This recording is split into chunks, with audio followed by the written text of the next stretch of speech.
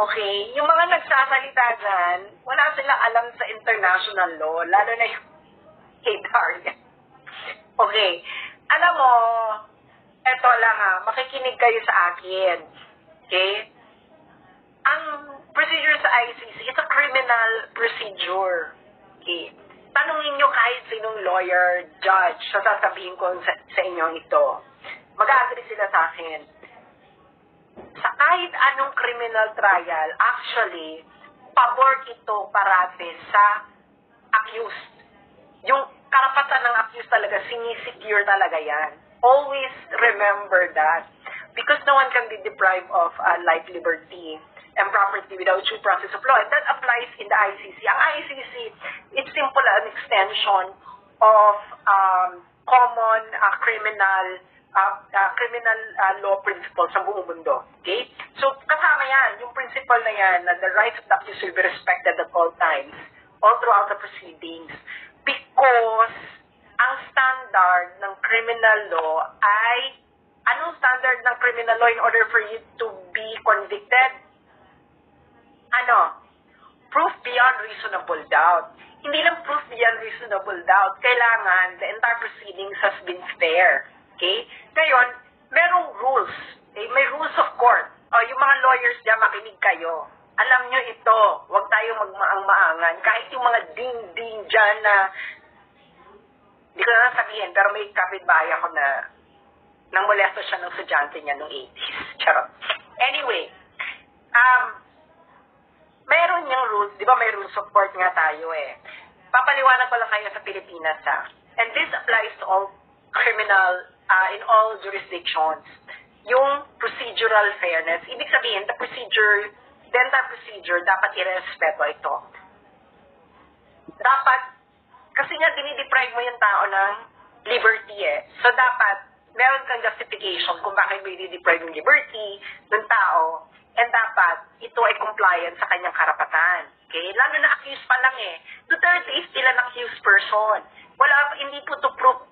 Hindi pa po siya convicted. Kaya, yung buong karapatan niya, applicable. Okay? Only when you are convicted that your rights are actually curtailed. That's basic principle in criminal law. Kaya naman mga law din dyan. Don't use your emotions. Use your logic. Okay. Now, ipapaliwanag ko sa inyo ang nangyari. Okay? Eto, malinaw na malinaw sa inyong lahat ang nangyari. Kayong mga pulis, makinig kayo. AFP, makinig kayo. Okay? I-share nyo ito sa mga sundalo ninyong kasama. Dahil yung commander-in-chief ninyo, inabuso kayo. Hindi sila nag-comply sa arrest proceedings mismo ng ICC. Ikaw, Enrile, makinig ka. Okay, may mga pa-comment pa ka pa na international law. Hindi mo naman alam yung international law. Enrile, makinig ka nang may matutunan ka. Diyos mio. Okay. Eto bibigyan natin yung facts. Okay, facts muna tayo, facts. Okay, anong ginawa nila? Inaresto nila si Digong. Dinala saan? Dinala si Digong pagka-aresto. Saan? Saan dinala? Isulat nyo nga. Saan dinala si Digong nung inaresto siya? Saan siya dinala? Saan po siya dinala? Saan po siya dinala? Si Digong nung inaresto siya. Saan siya dinala? Hindi ba sa Villamor Air Base? Dinala si Digong nung inaresto siya by virtue of arrest warrant ng ICC. Dinala siya sa Villamor Air Base. Tapos nandun si Torres, pinapasa-pasahan pa niya ng right si Digong. Tapos si Digong ay isinakay sa aeroplano at inilabas sa Pilipinas, and the airplane now is going to on route to Rotterdam sa Netherlands. Okay, Rotterdam is just a city next to The Hague. Kaya sa Rotterdam yung dinala kasi I believe ang Rotterdam ang airport sa Rotterdam ang tumatanggap ng chartered flights. Anyway, so yun ang facts. May ICC arrest warrant daw. Kinuha si Duterte, dinala sa Villamor Air Base. That's a fact. Nakita niyo yung lahat. Ano ang arrest proceedings ng ICC? Makinig kayo, really, itong international law. Okay. Ano? Ito, papabasa ko sa inyo. Article 59. Ito ang arrest proceedings ng custodial state. Ito ang batas. Really, itong international law. Makinig katanda. Article 59 ng ICC. Meron pong procedure of arresting an accused. Okay, meron. Batas ito na... Let's work under the condition na nasa jurisdiction tayo ng ICC. Kaya wala tayo sa jurisdiction, lalong mas mali yung pagkakareso nila. So, assuming for the sake of argument na ang Pilipinas ay under sa jurisdiction ng ICC, meron pong arrest proceedings ang ICC. Ano ito? Nandito ito sa Rome Statute and really, magbasa ka! Magbasa kayo, PNP, magbasa kayo! Bong, wag puro singhot. Article 59 ng Rome Statute. Anong sinabi ng Article 59.1? Ito ang procedure, procedure. A state party which has received a request for provisional arrest or for arrest and surrender shall immediately take steps to arrest the person in question. Ano ibig sabihin yan? Pag naka-receive ka, arrestin mo kagad. Correct. Sabihin natin, correct yung ginawa nila. Inaresto nila. Nakatanggap sila ng warrant of arrest. Inaresto nila. Pero may next step, mga friends. May next step pag inaresto mo. Ano ang step 2? Step 2.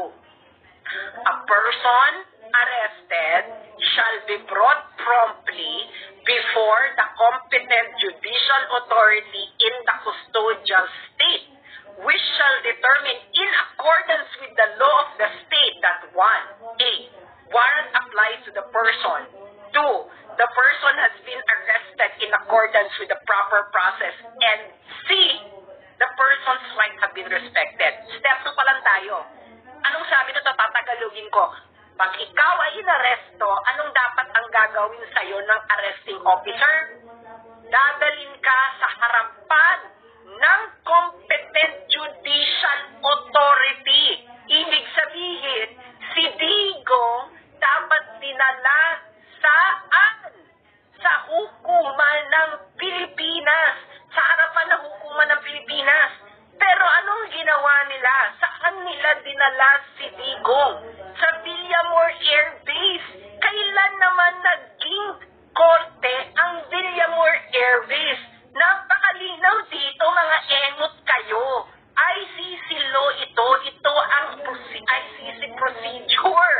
Ito yung pinagmamalaki ninyo. Dinayolate nyo yung law. Number 1 violation. Hindi nyo dinala si Digong sa harapan ng competent judicial authority. Yung competent judicial authority na yun, which is ang ating korte, dapat i-determina ng competent judicial authority ng Pilipinas na 1, na ang warrant ay nag-a-apply kay Duterte, and number 2, na yung naaresto si Duterte has been accordance with the proper process. Was it proper process? Hindi mo dinala sa harapan ng competent judicial authority, Torres. Tama! Ikaw ang may kasalanan nito. Ignorance of the law. What? Excuses no one.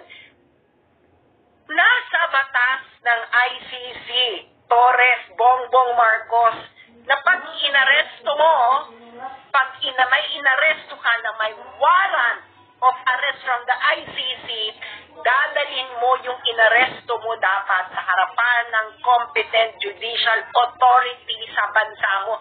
Yaan ang nasa batas ng ICC. You violated it.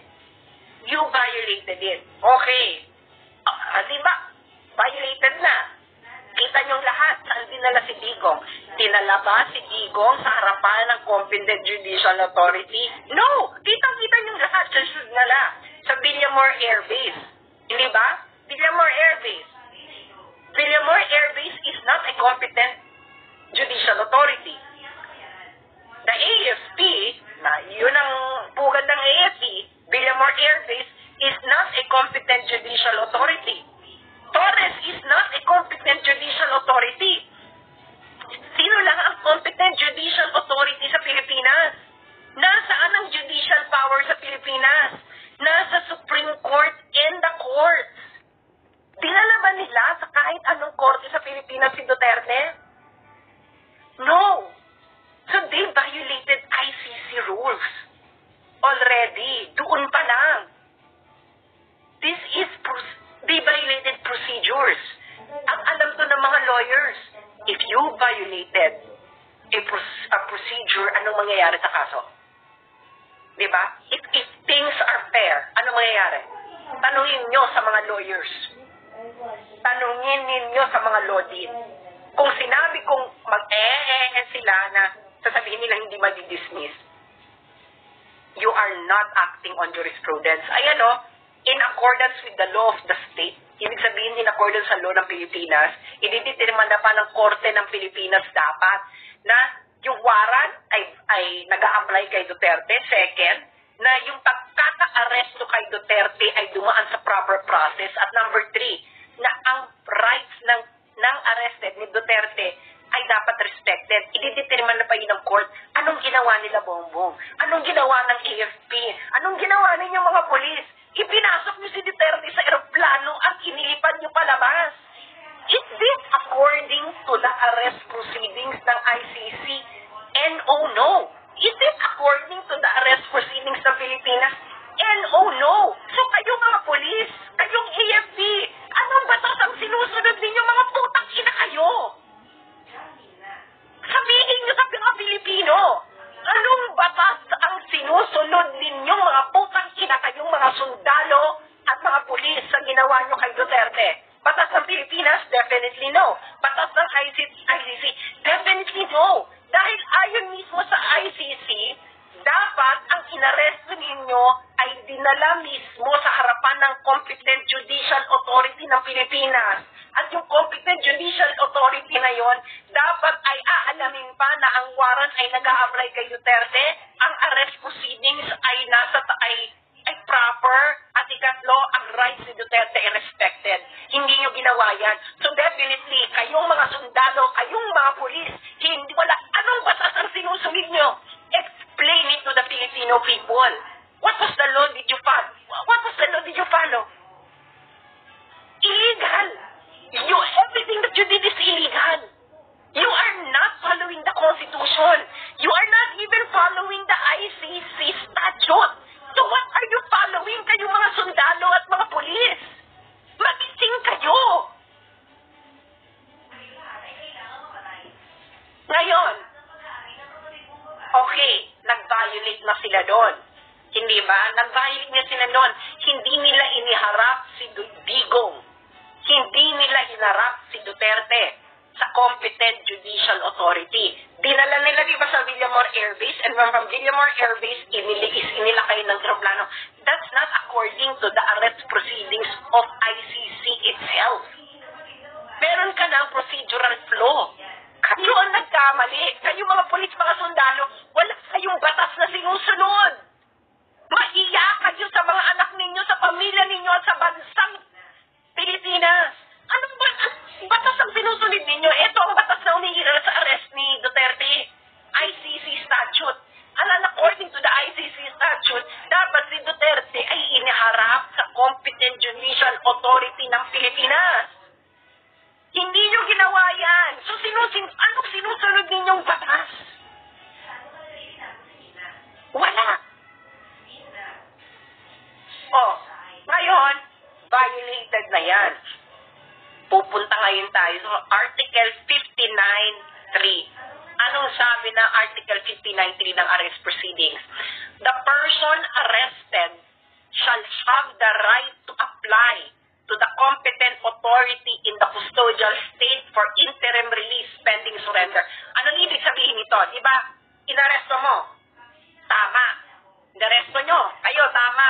Ang pagkakamali nyo, kayo mga sundalo at mga polis, hindi nyo ginawa yung step 2. Dinala nyo dapat si Duterte sa harapan ng competent judicial authority ng Pilipinas. At pag nakaharap na si Duterte sa competent judicial authority, dun siya mag-a-apply ng interim release pending surrender. What did you do?